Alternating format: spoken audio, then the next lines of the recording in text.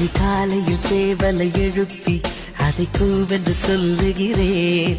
கடிகாரத்தை சீக்கிரம் திருப்பி அதன் வேகத்தை மிஞ்சுகிறேன்.